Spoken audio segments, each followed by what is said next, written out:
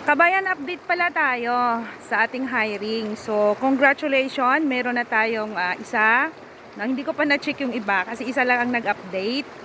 Nasa Albania na siya kahapon. So, maraming salamat po sa mga aplikante na matyagang naghihintay. So, may ibang i-check ko na naka-full payment na hindi pa nakaalis. I-check ko rin yun mamaya kasi sabi ng aking boss, day off ko daw ngayon. So, dito ako namasyal sa Sapa, no? Ano bang mas malaki? Sapa, Ilog. Ilog is maliit, Sapa is malaki. Okay? So, continue ang ating hiring going to Albania. Yun. No, cross country to Albania. So, ang ating processing fee, no, ang ating sabihin ko na lang dito lahat sa video para hindi na kayo magtatanong. Yan.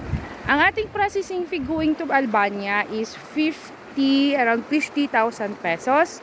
In equivalent of 700 euro. Okay? So, lahat-lahat na po yon, no?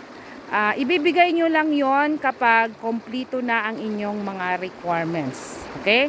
Kapag nakapag-sign na kayo ng kontrata. Ibibigay po ng agency sa inyo ang kontrata, and then isa-sign nyo, then ibabalik sa kanya. Then kapag kompleto na, naka-fill up na kayo ng kontrata, ibig sabihin complete requirements na kayo.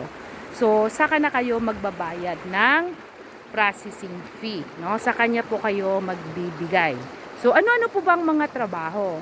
Merong housekeeping, nanny, hotel cleaner. Yun po ang available natin sa Albania. Wala pong galing sa Pilipinas. Yan. Flex ko lang yung likod ko.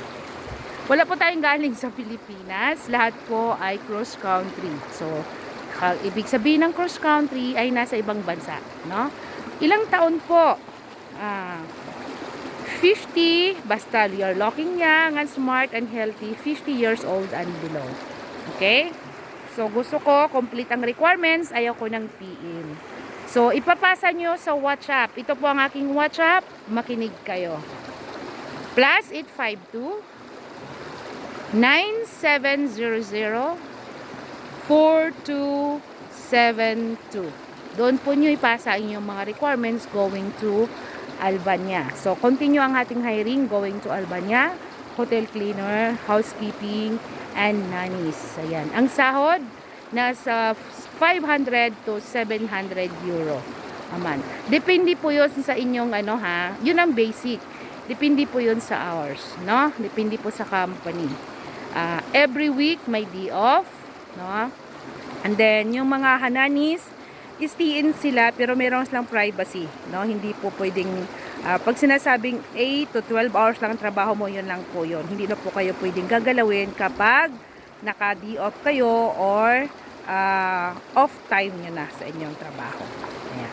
So, any problem po, pwede na po kausapin si Madam. Siya po ang mag-aayos kapag meron kayong problema sa inyong employer or sa inyong company. Basta tiis-tiis lang. No, kung may pangarap, lahat naman ay hindi po madali. Mahirap po ang trabaho sa abroad. Akala nyo madali lang, ang sarap mag-apply, no? At saka excited. Pagdating doon, napapagod din kayo. Kaya, tiis-tiis lang. No, lahat naman magbabago. No, lahat ng mga sitwasyon, may mahirap, may magaan, may madali. Pero lahat po yon may pagbabago, lalo na yung medyo nahihirapan. Yun lang, maraming salamat.